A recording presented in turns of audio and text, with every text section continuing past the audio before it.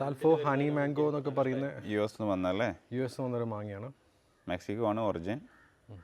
ഇത് പാകിസ്ഥാനി മാംഗോയൊക്കെ ആയിട്ടൊരു രൂപസാദൃശ്യമൊക്കെ ഉള്ള സിന്ദ്രികേറ്റ്. അതെ അതെ അതെ.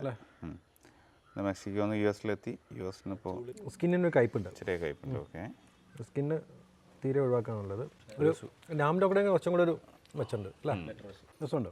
ഇത് ആ ഫ്ലേവർ ഒന്നും കൂടെ കിട്ടുന്നുണ്ട്. കാറ്റിപ്പോണ്ട ഫ്ലേവർ കിട്ടും. നമ്മൾ കഴിക്കാത്തൊരു ഫ്ലേവർ എനിക്ക് കിട്ടി.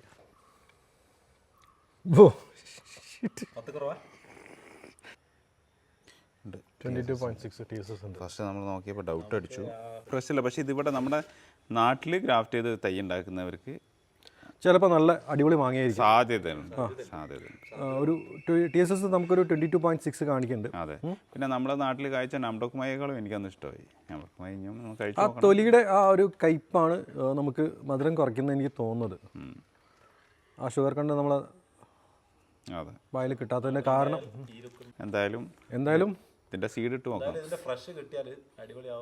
സാധ്യതയുണ്ട്. അതെ, ഇതിപ്പോൾ ഒരു അവിടുന്ന് വന്നിട്ട് തന്നെ ഒരാഴ്ചയിലധികമായി. മെക്സിക്കോന്ന് US-ലെത്തണം. അപ്പോൾ മൊത്തം ഒരു 10-15 ദിവസം, 15-20 ദിവസത്തിന് മുകളിലായിട്ടുണ്ടാവും ഇപ്പോൾ മാങ്ങ പറിച്ചിട്ട്. അതെ. അപ്പോൾ അതുകൊണ്ടാണ് ഒരു രസക്കുറവെന്ന് എനിക്ക് തോന്നിയത്. ഇത്രയും വെച്ച് നോക്കുമ്പോൾ എനിക്ക് ഒന്ന് തെറ്റില്ല, കുഴപ്പമില്ല.